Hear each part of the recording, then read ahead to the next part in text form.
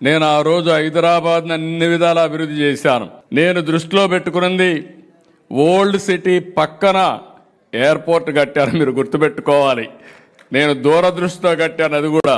అదే మరి ఒక ఔటర్ రింగ్ రోడ్ వేస్తే ఈ రోజు మీరు చూస్తే హైదరాబాద్ లో ఉండే ముస్లింస్ అంతా బ్రహ్మాండంగా కోటీశ్వరులు లక్షాధికారులు అయ్యారంటే అది ఆ రోజు నేను చేసిన పని అని చెప్పి నేను మీకు తెలియజేస్తున్నా.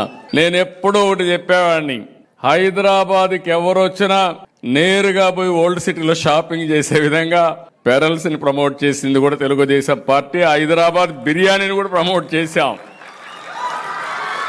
ప్రపంచం మొత్తం హైదరాబాద్ బిర్యానీ అంటే దానికి ఒక ఛామ్ క్రియేట్ చేసే పరిస్థితికి వచ్చామంటే, ఇంకొక పక్క ఆ రోజు ప్యాలెస్ ఉంటే పలక్నమా ప్యాలెస్ ఉంటే నిజాం సంస్కృతిని కాపాడడానికి ఒక బ్రహ్మాండమైన హోటల్ పెట్టి దాన్ని కూడా పరిరక్షించామని చెప్పి కూడా నేను మీకు తెలియజేస్తాను. ఒకటి రెండు కాదు, నేను వారసత్వాన్ని కాపాడడం కోసం అన్ని విధాల ప్రయత్నం చేశాం. విన్నారు కదా బాబు సార్ చెప్పిన మాటలు.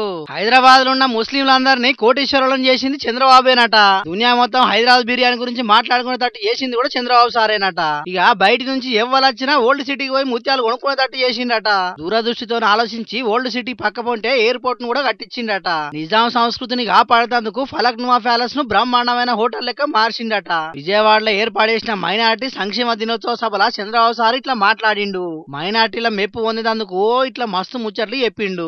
ఈ ముచ్చట మీద తెలంగాణ వాదులు గారానికి వస్తున్నారు. చంద్రబాబు ఏలువాళ్లకు రాకముందు హైదరాబాద్ బిర్యానీ గురించి ఎవ్వరికి తెలియదన్నట్టు, హైదరాబాద్ లో అది వరకు ముత్యాలే అమ్మనట్టు, ఫలక్నుమా ప్యాలెస్ ను అంతకు ముందు ఎవరు పట్టించుకోనట్టు, దాని గురించి ఎవ్వరికి తెలియదన్నట్టు, హైదరాబాద్ ను మొత్తం నేనే మార్చేసిన అన్నట్టు చంద్రబాబు మాట్లాడుడేంది. మహా అయితే చంద్రబాబు 30 ఏళ్ల సంది హైదరాబాద్ అభివృద్ధిలో భాగమైంది కావచ్చు గాని అసలు ముచ్చట ఏందంటే హైదరాబాద్ పట్టణానికి 400 ఏళ్ల చరిత్ర ఉన్నది. గట్టిగా మాట్లాడితే 1000 ఏళ్ల కిందనే గోల్కొండ కోట కట్టిర్రు. దాని కేంద్రంగానే హైదరాబాద్ రాజ్యం ఏర్పాటైంది. అప్పటి సందే దినదిన అభివృద్ధి అవుతున్నది. అంతేగాని నేనే ఏదో మార్చేసిన అని ఇంకో పారి గొప్పలు చెప్పుకుంటూ తగ్గిస్తే మంచిగుంటదని కౌంటర్లు వేస్తున్నారు. ఇన్ని మాటలు మాట్లాడిన చంద్రబాబు ఇప్పుడు ఏపీ రాజధాని అమరావతిలా కొత్తగా ఏం చేసిండో అది చెప్పుకోవాలి. అంతేగాని అక్కడ కొత్తగా ఏం చేయడానికి చేతగాక హైదరాబాద్ లో ఏమో చేసిందని ఎచ్చులు కొట్టుడేందని ఫైర్ అవుతున్నారు. ఈ ముచ్చట్ల టీడీపీ లీడర్లు ఏమంటారో చూడాలి మరి.